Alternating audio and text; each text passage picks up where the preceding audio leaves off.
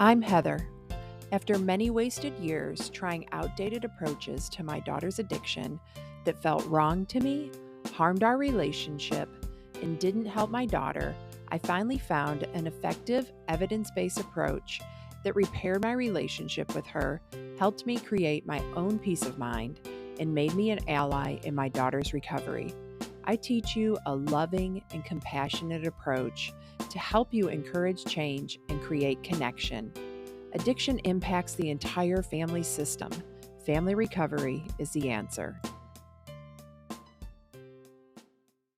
Hey, everybody. I want to take a moment to celebrate the fact that this is episode number 60. My biggest fear when I started podcasting was that I wouldn't be able to come up with enough high quality content to share. Like, I didn't know if I had 10 episodes in me, let alone 60. I had confidence that I can help my clients when I'm coaching with them and that I can help them find the right path for their family. But hitting record and talking to myself was so uncomfortable.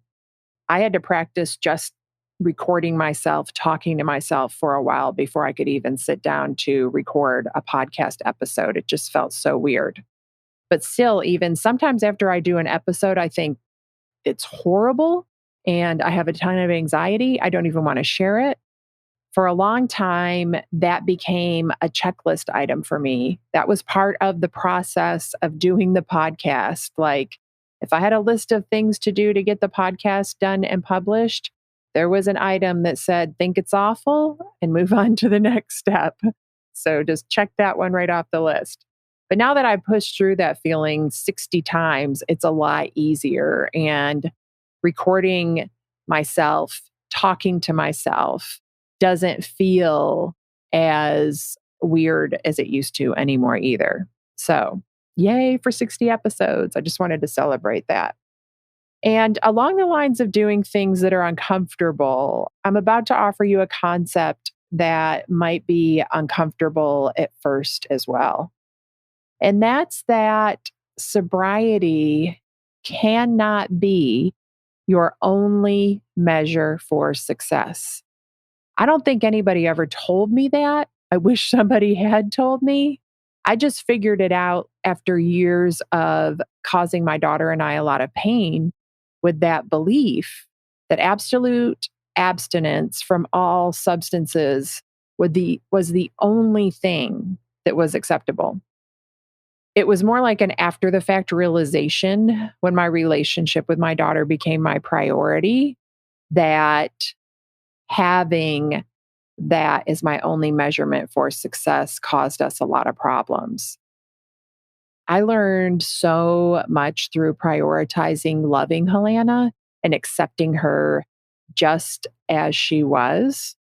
That belief that it is not working caused me so much pain and shame and feelings of being defeated.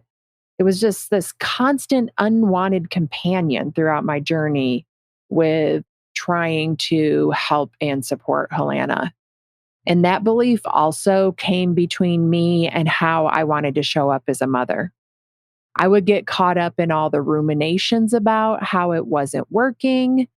And I would either retreat into depression and sadness, or I would put all of my energy into controlling and fixing my daughter.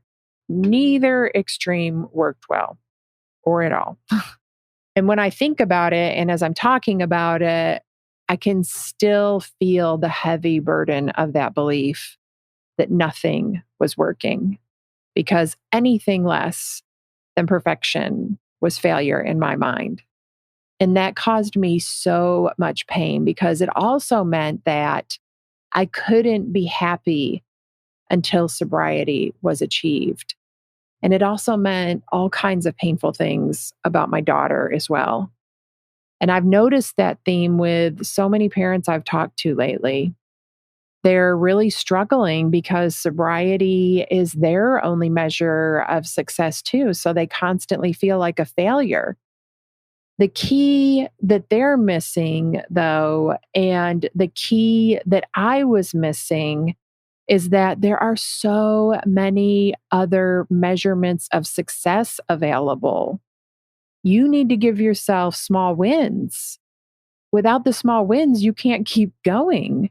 Those small wins create joy and they give you energy to keep going in this exhausting situation.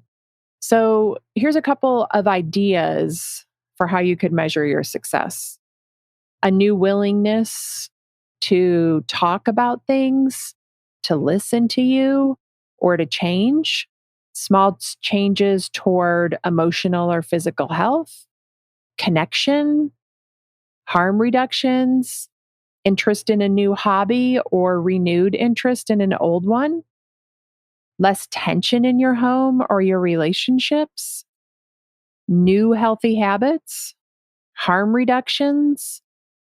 You feel good about how you're showing up as a parent. You're taking better care of yourself. You're creating meaningful experience in your life outside of your child. And those are just a couple of ideas, but you can brainstorm measurements of success that are unique to your situation in your family. So let's talk through this in the context of something other than substance abuse. Weight loss is my favorite example because most people can relate. And if they can't relate, they can at least understand it. And it doesn't have as much of an emotional charge as addiction does. So it's easier to have an open mind about it. If somebody wants to lose 20 pounds, but they feel like everything they do is a failure until the full 20 pounds are lost, then it would be an awful experience. If they focus on their overall health and wellness instead, though, then they have a lot more opportunities to feel happy and successful. And some measures of success in that situation might be exercising for longer, exercising more often, or putting out more exertion during exercise, drinking more water, cutting out sugar, flour, or fried foods, or eating more fruits and vegetables. And sometimes we all know when we're trying to lose weight, the scale goes in the wrong direction temporarily, even though you're doing all the right things, or your body's just different and the approach you're using doesn't work for you and you need to try something else. But that 20-pound weight loss journey would be pretty miserable if you were trying to lose it and you felt like a failure until you lost the 20 pounds. And we both know that once you lost the 20 pounds, you'd still feel like a failure because it'd just be focused on something else that was wrong, because that's what your brain was learning to do the whole time. The importance of this is to teach your brain how to look for what's right and how to create joyful experiences in your life. It's a new way of looking at things. It sounds kind of absurd when you think about only having one measurement for success in that scenario, right? Like only the measurement of having the 20 pounds lost. But long lasting, sustainable change is a process. It's not just removing the substance or their whatever substances they're using. There's so much more to living a healthy, happy life. So it's complex. We're humans. There's so many more moving parts. But a lot of parents believe that the removal of the substance will make them feel better. But I'm here to tell you that if you do feel better, it doesn't last long. I work with a lot of parents that their kids are sober and have been for a while. And those parents work with me because even though things are going well, they're still struggling. The parents are still struggling. They're living in fear. They're worried about their child relapsing. And that's because they feel like they're not going to be okay if something like that happens with their child. And when parents look to their kids to help them feel better, and then they end up judging everything they do as good or bad, right? There's this excitement that, yes, what they just did feels good and you feel peaceful and secure because you think that Their sobriety is going to continue based on what they did. But your kids are human. So then there's going to be this moment where you're like, oh, no, I'm so disappointed. They just did or said something that seems like maybe they're not going to stay sober. And it just creates this huge emotional roller coaster. And change is really hard. Like when somebody's trying to make major changes in their life, of course, there's going to be all this up and down, and you can't go on that roller coaster ride with them.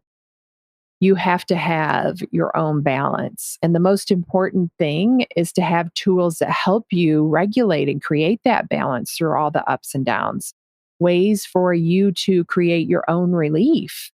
And how you think about and measure success is one of those ways you can help yourself regulate.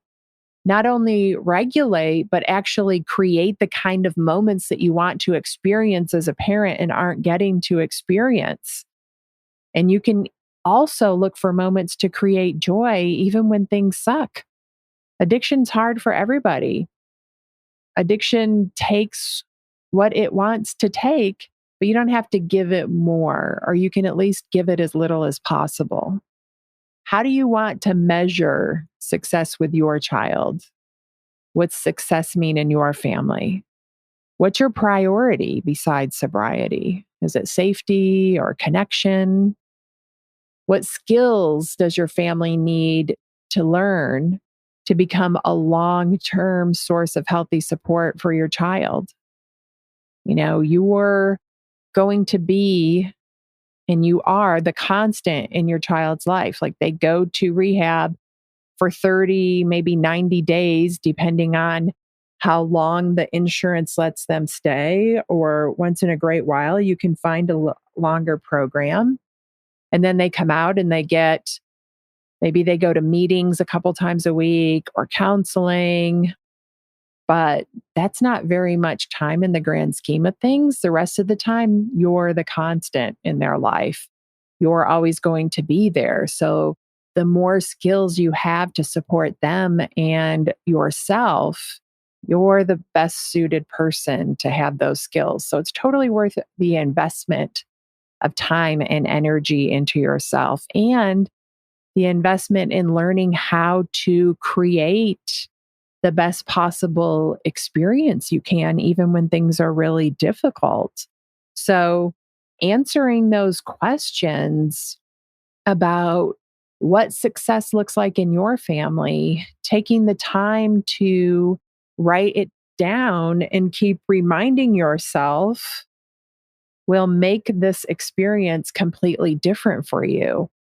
You can't control what your child does, but you can create a different experience for yourself. So if you're struggling with this or anything else, you can set up a call with me. We'll work through it together. There is a link in the show notes to sign up. Also, please remember to share this podcast with anybody that needs it. I'll talk to you soon. Thank you for listening to this episode. If you want to learn more about my work, go to heatherrosscoaching.com. If you want to help other parents who are struggling with a child's addiction, you can do it two different ways. First, you can share the podcast with them directly, or you can share it on your social media. Second, you can leave a review. Talk to you next week.